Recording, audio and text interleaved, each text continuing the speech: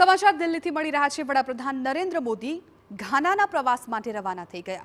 8 દિવસમાં 5 દેશોની મુલાકાત કરવાના છે વડાપ્રધાન નરેન્દ્ર મોદી।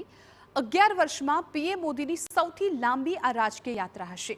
છેલ્લા 30 વર્ષમાં ભારતીય પીએમનો પહેલો ઘાના પ્રવાસ છે। ત્રિનિદાદ અને ટોબેગો આર્જેન્ટિનાની મુલાકાતે જશે પીએમ મોદી। બ્રાઝિલ અને નામીબિયાની પણ મુલાકાત લેવાના છે। બ્રિક્સ સમિટમાં પણ વડાપ્રધાન મોદી ખાસ ભાગ લેવાના છે। ઉલ્લેખનીય છે કે વડાપ્રધાન મોદી તેમના 11 વર્ષના કાર્યકાળમાં બીજી વખત 5 દેશોના પ્રવાસે જઈ રહ્યા છે।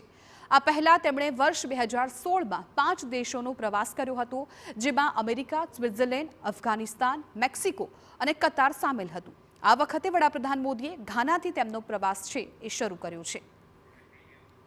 છેલ્લા 30 વર્ષમાં પ્રથમ જ વખત કોઈ ભારતીય વડાપ્રધાન ઘાના દેશની મુલાકાતે છે।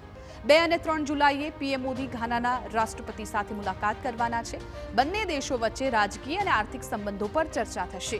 પીએમ મોદી ઘાનાની સંસદ અને ત્યાં હાજર 15,000 ભારતીય મૂળના લોકોને સંબોધિત પણ કરશે। ભારતે અત્યાર સુધીમાં ઘાનામાં 16,000 કરોડનું રોકાણ કર્યું છે।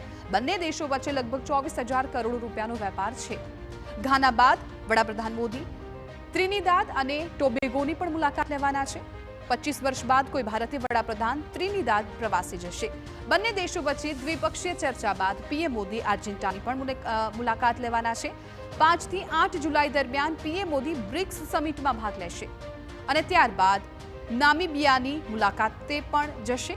27 વર્ષ બાદ કોઈ ભારતીય વડાપ્રધાન નામીબિયાની મુલાકાત લેશે। ભારત અને નામીબિયા વચ્ચે ડિજિટલ પેમેન્ટના ક્ષેત્રમાં સહયોગ વધારવા પર કામ થશે।